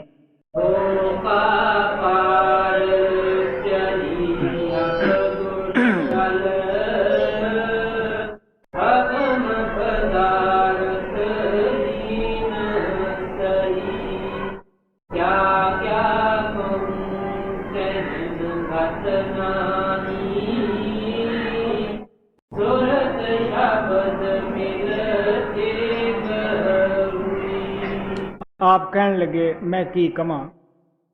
ਇਹ ਕਹਿਣ ਦੀ ਗਤੀ ਨਹੀਂ, ਇਹ ਬਿਆਨ ਕਰਨ ਦੀ ਚੀਜ਼ ਨਹੀਂ। ਕਬੀਰ ਸਾਹਿਬ ਨੂੰ ਪੁੱਛਿਆ ਗਿਆ ਸ਼ਬਦ ਦੇ ਰਸ ਬਾਰੇ ਕਿ ਉਹ ਮਿੱਠਾ ਹੈ ਜਾਂ ਉਹ ਕਿਸ ਤਰ੍ਹਾਂ ਦਾ ਹੈ। ਉਹ ਕਹਿਣ ਲੱਗੇ ਦੇਖੋ ਪਿਆਰਿਓ, ਇਹ ਗੂੰਗੇ ਦੀ ਮਠਿਆਈ ਹੈ। ਜਿਸ ਤਰ੍ਹਾਂ ਗੂੰਗਾ ਮਿੱਠਾ ਖਾ ਲੈਂਦਾ ਹੈ, ਉਹਦਾ ਸਵਾਦ ਨਹੀਂ ਦੱਸ ਸਕਦਾਗਾ, ਕੱਛਾ ਹੀ ਵਜਾ ਸਕਦਾ ਹੈ। ਆਪ ਕਹਿਣ ਲੱਗੇ ਕਹਿਤ ਕਬੀਰ ਗੂੰਗੇ ਗੁੜ ਖਾਇਆ ਪੂਛੇ ਕਹਿਣ ਨਾ ਜਾਈ ਹੋ। ਉਹ ਖਾ ਲੈਂਦਾ ਹੈ, ਖੁਸ਼ੀ ਨਾਲ ਉਹ ਟੱਪ ਸਕਦਾ ਹੈ, ਲੇਕਿਨ ਉਹਦਾ ਸਵਾਦ ਨਹੀਂ ਦੱਸ ਸਕਦਾ ਗਾ। ਇਹੀ ਹਾਲਤ ਹੈ ਪਿਆਰਿਓ। ਮਹਾਤਮਾ ਆ ਕੇ ਇਸ਼ਾਰਿਆਂ ਦੇ ਮੁਤਾਬਕ ਦੱਸਦੇ ਹੈ ਕਿ ਤੁਸੀਂ ਖੁਦ ਜਾ ਕੇ ਇਸ ਰਸ ਨੂੰ ਚੱਖ ਸਕਦੇ ਹੋ। ਇਹ ਵਿਅਕਤੀਗਤ ਮਸਲਾ ਹੈ, ਇਹ ਤੁਸੀਂ ਹੱਲ ਕਰਨਾ ਹੈ। ਇਸ ਵਾਸਤੇ ਆਪ ਕਹਿੰਦੇ ਹੈ ਇਸ ਰਸ ਨੂੰ ਸਾਡੀ ਆਤਮਾ ਚੱਖਦੀ ਹੈ, ਸਾਡੀ ਸੁਰਤ ਉਹ ਸ਼ਬਦ ਦੇ ਵਿੱਚ ਮਿਲ ਕੇ ਇੱਕ ਹੋ ਜਾਂਦੀ ਹੈ। ਦੋ ਨਹੀਂ ਰਹਿੰਦੇਗੇ। ਕਤਰਾ ਸਮੁੰਦਰ ਦੇ ਵਿੱਚ ਮਿਲ ਕੇ ਸਮੁੰਦਰੀ ਕਹਾਉਂਦਾ ਹੈ ਜੀ। ਕਿਆ ਕਿਆ ਤੁਮ ਕਹਿਨੇ ਆਤਮਾਨੀ ਸੁਰਤ ਸ਼ਬਦ ਮਿਲ ਕੇ ਕਰੂਨੀ ਰਹਿਨ ਗਹਿਨ ਕੀ ਬਾਤ ਨਿਆਈ ਸੰਤ ਬਿਨਾ ਕੋਏ ਨਾਹੀ ਕਰੀ। ਆਪ ਕਹਿਣ ਲੱਗੇ ਜਿਹੜੀ ਉੱਥੋਂ ਦੀ ਕਾਰਗੁਜ਼ਾਰੀ ਹੈ ਪਰਮਾਤਮਾ ਦੇ ਘਰ ਅੰਦਰ, ਕਿ ਕਿਸ ਤਰ੍ਹਾਂ ਆਤਮਾ ਉੱਥੇ ਜਾ ਕੇ ਸੁੱਖ ਭੋਗਦੀਆਂ ਹਨ, ਕਿਸ ਤਰ੍ਹਾਂ ਸ਼ਾਂਤੀ ਪ੍ਰਾਪਤ ਕਰਦੀਆਂ ਹਨ, ਕਿਸ ਤਰ੍ਹਾਂ ਉਹ ਸ਼ਾਂਤੀ ਦਾ ਦੇਸ਼ ਹੈ। ਕਹਿਣ ਲੱਗੇ ਇਹ ਕਹਿਣ ਵਾਲੀ ਬਾਤ ਨਹੀਂ ਗੀ। ਸੰਤਾਂ ਨੇ ਵੀ ਇਸ਼ਾਰਿਆਂ ਦੇ ਮੁਤਾਬਕ ਹੀ ਆ ਕੇ ਦੱਸਿਆ ਕਿ ਉਹ ਮੌਤ ਪਦੈਸ਼ ਦਾ ਦੇਸ਼ ਨਹੀਂ, ਸ਼ਾਂਤੀ ਦਾ ਦੇਸ਼ ਹੈ। ਅਗਰ ਅਸੀਂ ਸਵਰਗਾਂ ਦੇ ਵਿੱਚ ਜਾਂਦੇ ਹਾਂ ਉੱਥੇ ਵੀ ਮੌਤ ਪਦੈਸ਼ ਹੈ, ਉੱਥੇ ਵੀ ਈਰਸ਼ਾ ਹੈ, ਜਲਨ ਹੈ ਇੱਕ ਦੂਸਰੇ ਦੀ। ਅਸੀਂ ਦੇਵਤਿਆਂ ਦੀਆਂ ਕਹਾਣੀਆਂ ਪੜ੍ਹਦੇ ਹੀ ਹਾਂ। ਇਸ ਵਾਸਤੇ ਆਪ ਕਹਿਣ ਲੱਗੇ ਉਹੀ ਇੱਕ ਐਸਾ ਦੇਸ਼ ਹੈ ਕਿ ਜਿੱਥੇ ਪਿਆਰ ਹੈ, ਪਿਆਰ ਦਾ ਦੇਸ਼ ਹੈ। ਤੋ ਆਪ ਕਹਿਣ ਲੱਗੇ ਸੰਤ ਮਹਾਤਮਾ ਵੀ ਇਸ਼ਾਰਿਆਂ ਦੇ ਨਾਲ ਦੱਸਦੇ ਆ ਕਿ ਅਗਰ ਤੁਸੀਂ ਵੀ ਸ਼ਾਂਤੀ ਹਾਸਲ ਕਰਨੀ ਚਾਹੁੰਦੇ ਹੋ, ਦੁਨੀਆ ਦੇ ਕਿਸੇ ਵੀ ਪਦਾਰਥ ਦੇ ਵਿੱਚ ਸ਼ਾਂਤੀ ਨਹੀਂ, ਨਾ ਹਕੂਮਤ ਦੇ ਅੰਦਰ ਸ਼ਾਂਤੀ ਹੈ, ਨਾ ਧਨ ਦੌਲਤ ਦੇ ਅੰਦਰ ਸ਼ਾਂਤੀ ਹੈ, ਨਾ ਬੀਵੀ ਬੱਚਿਆਂ ਦੇ ਅੰਦਰ ਸ਼ਾਂਤੀ ਹੈ। ਅਗਰ ਸ਼ਾਂਤੀ ਹੈ ਤਾਂ ਆਤਮਾ ਆਪਦੇ ਦੇਸ਼, ਆਪਦੇ ਘਰ ਪਹੁੰਚ ਕੇ ਹੀ ਪ੍ਰਾਪਤ ਕਰ ਸਕਦੀ ਹੈ ਜੀ। ਰਹਿਨ ਗਹਿਨ ਕੀ ਬਾਤ ਨਿਆਰੀ ਸੰਤ ਬਿਨਾ ਕੋਏ ਨਾਹੀ ਕਰੀ। ਸੁਨ ਸਿਖਰ ਚੜ ਮਹਾਂ ਸੁਨਲਾਖ ਪਰ ਗੁਫਾ ਪਰ ਠਾਠ ਗਈ। ਆਪ ਕਹਿਣ ਲੱਗੇ ਕਿ ਸਾਡੀ ਆਤਮਾ ਜਦੋਂ ਸਿਮਰਨ ਦੇ ਜ਼ਰੀਏ ਅੱਖਾਂ ਦੇ ਪਿੱਛੇ ਲੈ ਆਉਂਦੇ ਹੈ, ਪਹਿਲੀ ਮੰਜ਼ਿਲ ਸੰਸਦਲ ਕਮਲ ਤੇ ਪਹੁੰਚ ਜਾਂਦੇ ਹੈ, ਅੱਗੇ ਬ੍ਰਹਮ ਦੀ ਚੋਟੀ ਤੇ ਜਾਂਦੇ ਹੈ, ਮਹਾਸੁਨ ਪਾਰ ਬ੍ਰਹਮ ਦੇ ਵਿੱਚ ਪਹੁੰਚ ਜਾਂਦੇ ਹੈ। ਉੱਥੇ ਆਤਮਾ ਨਾ ਕਾਲੀ ਹੈ ਨਾ ਗੋਰੀ ਹੈ। ਉੱਥੇ ਪਤਾ ਲੱਗਦਾ ਹੈ ਕਿ ਆਤਮਾ ਨਾ ਹਿੰਦੁਸਤਾਨ ਦੇ ਰਹਿਣ ਵਾਲੀ ਹੈ, ਨਾ ਅਮਰੀਕਾ ਅਫਰੀਕਾ ਦੇ ਰਹਿਣ ਵਾਲੀ ਹੈ। ਆਤਮਾ ਵੀ ਉਸੇ ਤੱਤਵ ਦੀ ਬਣੀ ਹੋਈ ਹੈ ਜਿਸ ਦਾ ਉਹ ਪਰਮਾਤਮਾ ਹੈ। ਜੋ ਪਰਮਾਤਮਾ ਅੰਦਰ ਗੁਣ ਹੈ ਉਹੀ ਸਾਡੀ ਆਤਮਾ ਅੰਦਰ ਹੈ। ਫਰਕ ਵਿਛੋੜੇ ਦਾ ਹੁੰਦਾ ਹੈ। ਉਹ ਸਮੁੰਦਰ ਹੈ, ਇਹ ਕਤਰਾ ਹੈ। ਸਾਨੂੰ ਪਤਾ ਹੈ ਕਿ ਕਤਰਾ ਵੀ ਪਾਣੀ ਹੁੰਦਾ ਹੈ, ਲਹਿਰ ਵੀ ਪਾਣੀ ਹੈ, ਸਮੁੰਦਰ ਵੀ ਪਾਣੀ ਹੈ, ਲੇਕਿਨ ਵਿਛੋੜੇ ਦਾ ਫਰਕ ਹੁੰਦਾ ਹੈ। ਹੁਣ ਇਹ ਛੋਟੀ ਆਤਮਾ ਕਹਾਉਂਦੀ ਹੈ, ਜਦ ਉਹਦੇ ਵਿੱਚ ਜਾ ਕੇ ਮਿਲ ਜਾਂਦੀ ਹੈ। ਆਪ ਕਹਿਣ ਲੱਗੇ ਫਿਰ ਕੀ ਹੈ ਕਿ ਇਹ ਭਵਰ ਗੁਫਾ ਪਹੁੰਚ ਜਾਂਦੀ ਹੈ। ਭਵਰ ਗੁਫਾ ਉਹ ਸਥਾਨ ਹੈ ਜਦੋਂ ਅਸੀਂ ਸੁਨ ਮਹਾਸੁਨ ਨੂੰ ਪਾਰ ਕਰ ਲੈਂਦੇ ਹਾਂ। ਇਹ ਸੱਚਖੰਡ ਦਾ ਬੂਹਾ ਹੈ। ਇੱਥੇ ਪਹੁੰਚ ਕੇ ਆਤਮਾ ਨੂੰ ਮਸਤੀ ਆ ਜਾਂਦੀ ਹੈ, ਮਸਤ ਹੋ ਜਾਂਦੀ ਹੈ, ਭੁੱਲ ਜਾਂਦੀ ਹੈ। ਸੋਹੂ ਦੇ ਮਹਿਨੇ ਵੀ ਉਹੀ ਹੈ ਜੋ ਮੁਸਲਮਾਨ ਅਨਾਹੂ ਕਹਿੰਦੇ ਹੈ ਕਿ ਜੋ ਤੂੰ ਹੈ ਉਹੀ ਮੈਂ ਹੈ। ਪਰਮਾਤਮਾ ਦੇ ਵਿੱਚ ਆਤਮਾ ਇੱਥੋਂ ਹੀ ਮਿਲਣ ਦੀ ਕੋਸ਼ਿਸ਼ ਕਰਦੀ ਹੈ। ਸੋ ਇਸ ਵਾਸਤੇ ਸਵਾਮੀ ਜੀ ਮਹਾਰਾਜ ਮੰਜ਼ਿਲ ਦਰ ਮੰਜ਼ਿਲ, ਪੌੜੀ ਦਰ ਪੌੜੀ ਸਾਨੂੰ ਸਮਝਾ ਰਹੇ ਹੈ। ਸੁਨ ਸਿਖਰ ਚੜ ਮਹਾਂ ਸੁਨਲਾਖ ਪਵਰ ਗੁਫਾ ਪਰ ਠਾਠ ਗਈ। ਸਤਿਨਾਮ ਸਤਿਨਾਮ ਨਿਰਖ ਸੁਰ ਅਲਖ ਅਗਮ ਬਟ ਪਾਏ ਗਈ। ਸਤਿਗੁਰੂ ਜਦ ਨਾਮ ਦਿੰਦਾ ਹੈ ਉਹ ਸਤਨਾਮ ਦੀ ਗੋਦ ਵਿੱਚ ਪਾਉਂਦਾ ਹੈ, ਸਤਨਾਮ ਦੇ ਨਾਲ ਜੋੜ ਦਿੰਦਾ ਹੈ। ਹਰ ਸੰਤ ਦਾ ਇਹੀ ਮਿਸ਼ਨ ਹੈ, ਇਹੀ ਧਰਮ ਹੁੰਦਾ ਹੈ। ਅੱਗੇ ਸਤਨਾਮ ਆਪਦੀ ਮਦਦ ਦੇ ਨਾਲ ਅਨਾਮੀ ਦੇਸ਼ ਵਿੱਚ ਭੇਜਦਾ ਹੈ। ਕਿਆ ਕਤਰਾ ਸਮੁੰਦਰ ਦੇ ਵਿੱਚ ਮਿਲ ਜਾਂਦਾ ਹੈ। ਸਤਨਾਮ ਸੱਚਖੰਡ ਦੇ ਵਿੱਚੋਂ ਆਤਮਾ ਆਈ ਸੀ, ਵਾਪਸ ਸੱਚਖੰਡ ਦੇ ਵਿੱਚ ਹੀ ਇਹ ਫਿਰ ਪਹੁੰਚ ਜਾਂਦੀ ਹੈ। ਨਾ ਉੱਥੇ ਮੌਤ ਹੈ ਨਾ ਪੈਦਾਇਸ਼ ਹੈ। ਕਬੀਰ ਸਾਹਿਬ ਕਹਿੰਦੇ ਹੈ, ਗਈ ਪੁਤਲੀ ਲੂਣ ਦੀ ਥਾ ਸਿੰਧ ਦੀ ਲੈਨ, ਅਨਾਥ ਆਪ ਪਾਣੀ ਪਈ ਉਲਟ ਕਹੇ ਕੋ ਬੈਨ। ਜਿਸ ਤਰ੍ਹਾਂ ਨਿਮਕ ਦੀ ਪੁਤਲੀ ਨੂੰ ਕਿਹਾ ਕਿ ਤੂੰ ਜਾ ਸਮੁੰਦਰ ਦੀ ਥਾਂ ਲੈ ਕੇ ਆ, ਇਹਦੀ ਗਹਿਰਾਈ ਨੂੰ ਮਾਪਦਾ ਸੀ ਕਿਤਨਾ ਇਹ ਗਹਿਰਾ ਹੈ। ਉਹ ਖੁਦ ਪਾਣੀ ਦੇ ਅੰਦਰ ਜਾ ਕੇ, ਸਾਨੂੰ ਪਤਾ ਨਿਮਕ ਆਸਾਨੀ ਦੇ ਨਾਲ ਖੁਰ ਜਾਂਦਾ ਹੈ, ਉਹ ਪਾਣੀ ਵਿੱਚ ਮਿਲ ਕੇ ਪਾਣੀ ਹੋ ਗਈ ਹੈ। ਕਿਸ ਨੂੰ ਆ ਕੇ ਬਤਾਵੇ? ਇਹੀ ਸਾਡੀ ਆਤਮਾ ਦੀ ਹਾਲਤ ਹੈ। ਜਦ ਇਹ ਸ਼ਬਦ ਨਾਮ ਦੇ ਵਿੱਚ ਜਾ ਕੇ ਅਨਾਮੀ ਦੇਸ਼ ਵਿੱਚ ਸਮਾ ਜਾਂਦੀ ਹੈ, ਕੌਣ ਆ ਕੇ ਦੱਸੇ ਕਿ ਉੱਥੋਂ ਦੀ ਕੀ ਕਾਰਗੁਜ਼ਾਰੀ ਹੈ। ਕਿਤਨੇ ਕੁ ਲੋਕ ਅਸੀਂ ਤਿਆਰ ਹੁੰਦੇ ਹੈ। ਮੈਂ ਦੱਸਦਾ ਹੁੰਦਾ ਹੈ ਕਿ ਮਹਾਤਮਾ ਜਦ ਵੀ ਸੰਸਾਰ ਵਿੱਚ ਆਉਂਦੇ ਹੈ, ਉਹ ਆਮ ਤੌਰ ਦੇ ਉੱਤੇ ਇਹੀ ਕਹਿੰਦੇ ਹੈ, ਤੁਸੀਂ ਖੁਦ ਚੱਲ ਕੇ ਅੱਖਾਂ ਨਾਲ ਸੱਚਾਈ ਨੂੰ ਦੇਖੋ। ਜਦ ਥੋੜ੍ਹੇ ਲੋਕ ਉਹਨਾਂ ਦੇ ਮਗਰ ਲੱਗਦੇ ਹੈ, ਆਮ ਤੌਰ ਦੇ ਉੱਤੇ ਇਤਬਾਰ ਹੀ ਨਹੀਂ ਕਰਦੇ ਗੇ, ਫਿਰ ਉਹ ਵੀ ਸਾਨੂੰ ਦੁਨਿਆਵੀ ਤੌਰ 'ਤੇ, ਦੁਨਿਆਵੀ ਲੈਵਲ ਦੇ ਉੱਤੇ ਉਹ ਮਿਸਾਲਾਂ ਦੇ ਸਮਝਾਉਂਦੇ ਹੈ ਜਿਹੜੀਆਂ ਸਾਡੇ ਆਸਾਨੀ ਨਾਲ ਸਮਝ ਵਿੱਚ ਆ ਜਾਣ। ਲੇਕਿਨ ਉਹ ਸਾਨੂੰ ਸ਼ਬਦ ਨਾਮ ਦੇ ਨਾਲ ਜੋੜ ਦਿੰਦੇ ਹੈ। ਸਾਡੀ ਖੋਜ ਸ਼ੁਰੂ ਹੋ ਜਾਂਦੀ ਹੈ। ਉਹ ਸਾਨੂੰ ਆਪਣੀ ਸੂਖਸ਼ਮ ਬੁੱਧੀ ਦੇ ਨਾਲ ਐਸਾ ਹਲੂਣਾ ਦਿੰਦੇ ਹੈ, ਅਸੀਂ ਵੀ ਮਾਲਕ ਦੀ ਭਗਤੀ ਦੀ ਤਰਫ ਲੱਗ ਜਾਂਦੇ ਹਾਂ ਜੀ। ਸਤਨਾਮ ਸਤਨਾਮ ਨਿਰਖ ਸੁਰ ਅਲਖ ਅਗਮ ਘਟ ਪਾਏ ਗਈ। ਸੁਰਤ ਨਿਰਤ ਸੰਗ ਚਲੀ ਪਗਾੜੀ। ਰਾਧਾ ਸਵਾਮੀ ਚਰਨ ਆਈ। ਦੋ ਤਾਕਤਾਂ ਹਨ ਸਾਡੀ ਆਤਮਾ ਦੀਆਂ, ਸੁਰਤ ਔਰ ਨਿਰਤ ਹੈ।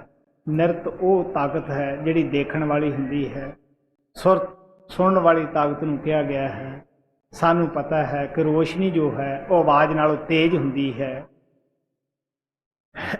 ਲੇਕਿਨ ਜਦ ਤੱਕ ਅਸੀਂ ਸਿਮਰਨ ਦੇ ਜ਼ਰੀਏ ਅੰਦਰ ਗੁਰੂ ਸਰੂਪ ਤੱਕ ਨਹੀਂ ਪਹੁੰਚਦੇਗੇ, ਸਾਡੀ ਜਿਹੜੀ ਨਿਰਤ ਹੈ ਉਹ ਉਤਨਾ ਕੰਮ ਨਹੀਂ ਕਰਦੀ ਹੁੰਦੀ ਜਿਤਨਾ ਕਿ ਕਰਨਾ ਚਾਹੀਦਾ ਹੈ। ਕਿਉਂਕਿ ਨਿਰਤ ਜਿਹੜੀ ਹੈ ਉੱਥੇ ਵੀ ਸੁਰਤ ਦਾ ਹੀ ਕੰਮ ਦਿੰਦੀ ਹੈ। ਨਿਰਤ 10ਵੇਂ ਦੁਆਰ ਦੇ ਵਿੱਚ ਜਾ ਕੇ ਬਣਦੀ ਹੈ, ਖੁੱਲ੍ਹਦੀ ਹੈ, ਉਹ ਦੇਖਣ ਵਾਲੀ ਸ਼ਕਤੀ ਹੈ। ਔਰ ਆਪ ਪਿਆਰ ਦੇ ਨਾਲ ਦੱਸਦੇ ਹੈ ਕਿ ਸੁਰਤ ਨਿਰਤ ਔਰ ਉਸ ਰਾਧਾ ਸੁਆਮੀ ਕੁਲ ਮਾਲਕ ਦੇ ਦੇਸ਼ ਵਿੱਚ ਪਹੁੰਚ ਜਾਂਦੀ ਹੈ ਜੀ। ਸੁਰਤ ਨਿਰਤ ਸੰਗ ਚਲੀ ਪਗਾੜੀ।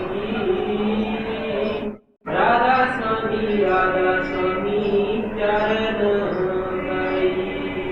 ਅਬ ਆਰਤ ਸਿੰਗਾਰ ਸੁਧਾਰੀ।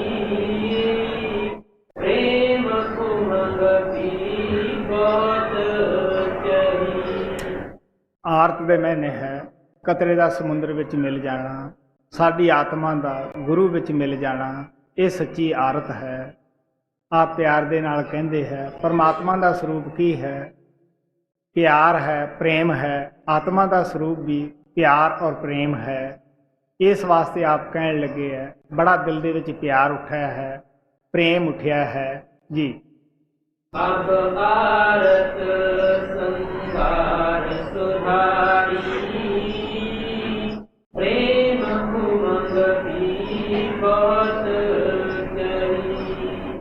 ਪਾਲ ਕਲਾ ਸਭ ਦੂਰ ਬੜਾਈ।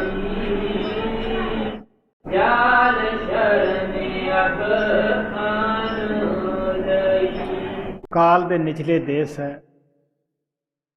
ਆਪ ਕਹਿਣ ਲੱਗੇ ਉਹਨਾਂ ਮੰਡਲਾਂ ਨੂੰ ਛੱਡ ਦਿੱਤਾ ਹੈ ਜਿੱਥੇ ਕਿ ਕਾਲ ਦਾ ਰਾਜ ਹੈ, ਤਰਲੋਕੀ ਦਾ ਇਹ ਮਾਲਕ ਹੈ। ਹੁਣ ਮੈਂ ਦਿਆਲ ਦੇਸ਼ ਦੇ ਵਿੱਚ ਆ ਗਈ ਹਾਂ, ਆਪਦੇ ਪਰਮਾਤਮਾ ਕੋਲੇ ਆ ਗਈ ਹਾਂ। ਇਸ ਵਾਸਤੇ ਇੱਥੇ ਕਾਲ ਦਾ ਦਖਲ ਨਹੀਂ ਗਾ, ਕਾਲ ਆ ਨਹੀਂ ਸਕਦਾ ਗਾ। ਕੀ ਦਖਲ ਦੇਵੇਗਾ ਜਿੱਥੇ ਉਹਦੀ ਪਹੁੰਚ ਹੀ ਨਹੀਂ ਗੀ ਜੀ। ਕਾਲ ਕਲਾ ਸਭ ਦੂਰ ਬਿਹਾਰੀ। ਜਾਲ ਸ਼ਰਨ ਅਬ ਆਨ ਲਈ। ਪਚਰੰਗ ਬਾਨਾ ਪਹਿਨ ਬਿਰਾਜੇ। ਸ਼ੋਭਾ ਸਾਈ ਆਜ ਨਈ। ਹੁਣ ਰੂਹ ਬੜਾ जोश विच आके प्यार विच आके कहती है कि वो कुल मालिक परमात्मा वाहिगुरू खुद संसार विच पंजां तत्तां दा चोला धार के मेरे सामने गुरु बन के बैठा है। बड़ी अजीब शोभा है। जब इंद्रमती कबीर साहब तो नाम लेके अंदर गई, अगे की देखती है, कबीर और परमात्मा दे विच कोई भिन्न भेद नहीं गा। वो बड़ी अचरज होकर पुछदी है कि ये किस तरह होया, सतपुरुष तुम दास कहाए, कुल मालक बन के तू कहंदा सा मैं तां संगत दा दास है। ये किस तरह सोहबत है आपदी छपा ली सी। वो कहने लगे अगर मैं तेनू ये कहंदा कि मैं सतपुरुष है, परमात्मा है, तेनू एतवार नहीं आना सी। तू ये कहना सीगा एक छोटा जिहा जलाहा ये किस तरह परमात्मा हो सकता है। तू अज जो प्यार करना चाहनी है, जो तेरे अंदर शरधा है, अज तू कर सकती है। कोई मेरे अंदर फर्क या तब्दीली नहीं आएगी। महात्मा इस दुनिया की मान वडियाई नूं या इत्थों की निंदिया नूं कोई ज़्यादा अहमियत नहीं देंगे। उन्होंने पता है कि मालिक के दरबार ना तो इत्थों की मान वडियाई जानी है, ना इत्थों की निंदिया ही जानी है। इस वास्ते आप प्यार दे नाल कहंदे है कि बड़ी अजीब महिमा है। वो परमात्मा एक इंसान का चोला पा के मेरे सामने गुरु बन के बैठा है। सब संतां ने अकवाल किया है, तुसीं भजन रोज़ बोलते हो, रब बंदा बन के आया।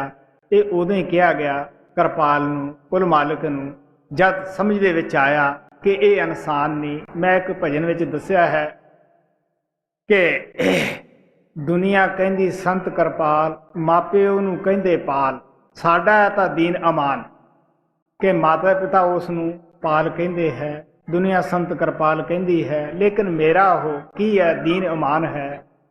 इस वास्ते महात्मा प्यार ना कहंदे है। गुरु अर्जन देव जी महाराज कहंदे है हर जियो नाम पढ़ियो रामदास।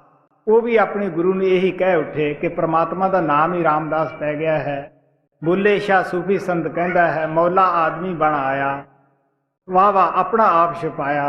उन्हें अपना आप छुपा के वो परमात्मा मौला इंसान बन के आ गया है।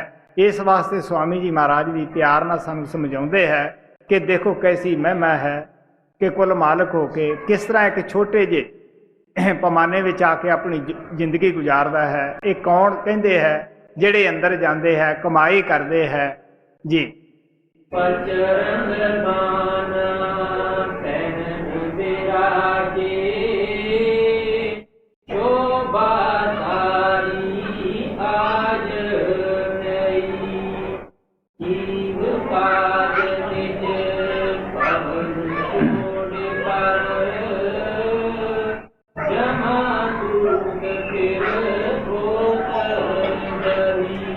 आप कहने लगे कादे वास्ते वो आए दुनिया के अंदर। वो जीवां की खातर, आत्मा की खातर संसार में आउंदे है। पहला दुध है, फिर मक्खन है, घ्यो है कि परमात्मा तो इंसान के जामे विच आके बैठ जाता है। बड़े प्यार नाल सानू वो संदेशा दिंदा है कि प्यारिओ ये देश जिहदे विच तुसीं बैठे हैं तुहाडा नहीं, ये कौमां मजहब जिन्हां दा तुसीं इतना लगाओ महसूस करते हो, जिन्हां विच अपने आप नूं तुसीं गिरफ्तार करी बैठे हो। कहण लगे तुहाडियां नहीं, सच्चाई तो ये है। साडे सतगुरु महाराज सावण कहंदे हुंदे सीगे कि शरीर भी किराए का मकान है, पराया मकान है। ये इत्थों मिलिया, इत्थे असीं छड़ जाना है। कबीर साहब कहंदे है कहत कबीर कुछ गुण विचार, चलो जुआरी दोने हाथ चाड़। आखिर की है मुट्ठी मीच के जन्म लेंदा है, खोल के चले जाते हैं। सो स्वामी जी महाराज प्यार दे नाल सानू समझा रहे हैं कि पहला दुध सी, फिर वो उन्होंने जामन दिता, मक्खन कढ़िया, मक्खन नूं ताया, फिर की सीगा कि घ्यो कढ़ लिया। इसे तरह वो परमात्मा इंसानी जामे विच आया, छोटे जे लेवल दे विच रह के जिंदगी गुजारदा होया आपदियां आत्मा नूं संदेश दिंदा है कि देखो प्यारिओ तुसी इत्थे पराए देश विच आए हो, पराए घरां विच आए हो। तुहाडा घर तां शांति दा देश है, तुसी उत्थे चलो। मैं तुहाडे वास्ते संदेश लेके आया हाँ जी। ਕਾਜ ਨਿਜ ਪਵਨ ਛੋੜ ਕਰ ਜਮਾ ਦੂਰ ਫਿਰ ਹੋਤ ਨਹੀਂ ਮਤ ਮਤ ਮਾਖਨ ਕਾਜ ਨਿਕਾਰਾ ਬਿਰਲੇ ਗੁਰਮੁਖ ਚਾਖ ਜਗੀ। ਉਹ ਆਪਦੇ ਸੇਵਕਾਂ ਦਾ ਬਾਹਰੋਂ ਖਿਆਲ, ਛਾਛ ਤੋਂ ਖਿਆਲ ਹਟਾ ਕੇ ਮੱਖਣ ਦੀ ਤਰਫ, ਘਿਓ ਦੀ ਤਰਫ ਲਾਉਂਦੇ ਹੈ। ਲੇਕਿਨ ਥੋੜੇ ਗੁਰਮੁਖ ਲੋਕ ਹੁੰਦੇ ਹੈ ਮਾਲਕ ਦੇ ਪਿਆਰੇ, ਜਿਹੜੇ ਉਹ ਸਾਰ ਵਸਤੂ ਨੂੰ ਪ੍ਰਾਪਤ ਕਰਦੇ ਹੈ, ਸਚਾਈ ਨੂੰ ਪ੍ਰਾਪਤ ਕਰਦੇ ਹੈ, ਅੰਦਰ ਜਾ ਕੇ ਸ਼ਬਦ ਨਾਮ ਦੇ ਨਾਲ ਜੁੜਦੇ ਹੈ ਜੀ। ਮਤ ਮਤ ਮਾਖਨ ਕਾਠ ਨਿਕਾਰਾ ਬਿਰਲੇ ਗੁਰਮੁਖ ਚਾਖ ਜਗੀ। ਰਾਧਾ ਸੁਆਮੀ ਦੀਨ ਅਵਾਜਾ ਜਦੋ ਅਦਰ ਨਿਜ ਨਾਮ ਕਈ। ਸਵਾਮੀ ਜੀ ਮਹਾਰਾਜ ਨੇ ਸਾਨੂੰ ਇਹ ਸ਼ਬਦ ਦੇ ਅੰਦਰ ਬੜੇ ਪਿਆਰ ਨਾਲ ਸਮਝਾ ਦਿੱਤਾ। ਆਪ ਕਹਿੰਦੇ ਸਤਿਗੁਰ ਆਏ ਦੀਨਾ ਜਗ ਹੇਲਾ, ਜਾਗੋ ਰੇ ਮੇਰੇ ਪਿਆਰੇ ਜਾਗੋ। ਉਹ ਦੁਨੀਆ ਦੇ ਵਿੱਚ ਆ ਕੇ ਹੇਲਾ ਮਾਰ ਕੇ ਸਤਸੰਗ ਦੇ ਜ਼ਰੀਏ ਸਾਨੂੰ ਪਿਆਰ ਨਾਲ ਸਮਝਾਉਂਦੇ ਹੈ ਕਿ ਤੁਸੀਂ ਸੁੱਤੇ ਹੋ, ਜਾਗੋ। ਹੁਣ ਅਸੀਂ ਕਹਾਂਗੇ ਨਹੀਂ ਅਸੀਂ ਜਾਗਦੇ ਹਾਂ। ਮਹਾਤਮਾ ਸਾਨੂੰ ਦੱਸਦੇ ਆ ਨਹੀਂ, ਤੁਸੀਂ ਸੰਸਾਰ ਦੀ ਤਰਫੋਂ, ਦੁਨੀਆ ਦੀ ਤਰਫੋਂ ਵਾਕਿਆ ਹੀ ਜਾਗਦੇ ਹੋ, ਪਰਮਾਤਮਾ ਦੀ ਤਰਫੋਂ ਸੁੱਤੇ ਹੋਏ ਹੋ। ਕਦੋਂ ਅਸੀਂ ਪਰਮਾਤਮਾ ਦੀ ਤਰਫੋਂ ਜਾਗਦੇ ਹਾਂ, ਦੁਨੀਆ ਦੀ ਤਰਫੋਂ ਸੌਂਦੇ ਹਾਂ? ਮੈਂ ਦੱਸਿਆ ਜਦੋਂ ਅਸੀਂ ਆਪਣੀ ਆਤਮਾ ਨੂੰ ਪਾਰ ਬ੍ਰਹਮ ਤੋਂ ਉੱਪਰ ਲੈ ਜਾਂਦੇ ਹਾਂ, ਆਤਮਾ ਨੂੰ ਜਗਾ ਲੈਂਦੇ ਹਾਂ, ਆਤਮਾ ਨੂੰ ਉੱਥੇ ਜਾ ਕੇ ਸੋਝੀ ਹੁੰਦੀ ਹੈ ਕਿ ਮੇਰਾ ਵੀ ਪਰਮਾਤਮਾ ਹੈ। ਮੈਂ ਤਾਂ ਐਵੇਂ ਦੁਨੀਆ ਦੇ ਰਸਾਂ ਕਸਾਂ ਦੇ ਵਿੱਚ ਲੱਗੀ ਰਹੀ ਸੀ। ਸੋ ਇਸ ਵਾਸਤੇ ਉੱਥੇ ਇਹਨੂੰ ਜਾਗ ਆ ਜਾਂਦੀ ਹੈ, ਜਨਮਾਂ ਜਨਮਾਤਰਾਂ ਦੀ ਸੋਈ ਇਹ ਜਾਗ ਪੈਂਦੀ ਹੈ। ਸੋ ਆਪ ਪਿਆਰ ਦੇ ਨਾਲ ਕਹਿੰਦੇ ਹੈ ਕਿ ਉਹ ਸਾਨੂੰ ਆ ਕੇ ਹੇਲਾ ਮਾਰ ਕੇ, ਹੋਕਾ ਮਾਰ ਕੇ ਕਹਿੰਦੇ ਹੈ ਕਿ ਤੁਸੀਂ ਸ਼ਬਦ ਨਾਮ ਦੀ ਕਮਾਈ ਕਰੋ, ਅੱਜ ਦਾ ਕੰਮ ਕੱਲ੍ਹ ਤੇ ਨਾ ਛੱਡੋ। ਕਿਉਂਕਿ ਪ੍ਰਮਾਤਮਾ ਨੇ ਸਾਨੂੰ ਇਹ ਬੜਾ ਉੱਚਾ ਅਵਸਰ, ਮੌਕਾ ਦਿੱਤਾ ਹੈ ਇਨਸਾਨੀ ਜਾਮੇ ਦਾ। ਅਗਰ ਅਸੀਂ ਇਨਸਾਨੀ ਜਾਮੇ ਨੂੰ ਦੁਨੀਆ ਦੇ ਸ਼ਰਾਬਾਂ ਕਬਾਬਾਂ ਦੇ ਵਿੱਚ, ਐਸ਼ੋ ਇਸ਼ਰਤਾ ਦੇ ਵਿੱਚ ਖੋ ਗਏ, ਸ਼ਬਦ ਨਾਮ ਦੀ ਕਮਾਈ ਨਾ ਕੀਤੀ, ਉਹੀ ਫੇਰ ਚੱਕਰ ਸਾਡੇ ਵਾਸਤੇ ਤਿਆਰ ਹੈ। ਸੋ ਸਾਨੂੰ ਵੀ ਚਾਹੀਦਾ ਹੈ ਸਵਾਮੀ ਜੀ ਮਹਾਰਾਜ ਦੇ ਕਹਿਣ ਦੇ ਮੁਤਾਬਕ ਆਪਣੇ ਜੀਵਨ ਨੂੰ ਸੁਫਲ ਬਣਾਈਏ, ਸ਼ਬਦ ਨਾਮ ਦੀ ਕਮਾਈ ਕਰੀਏ। ਮਤ ਮਤ ਮਾਖਨ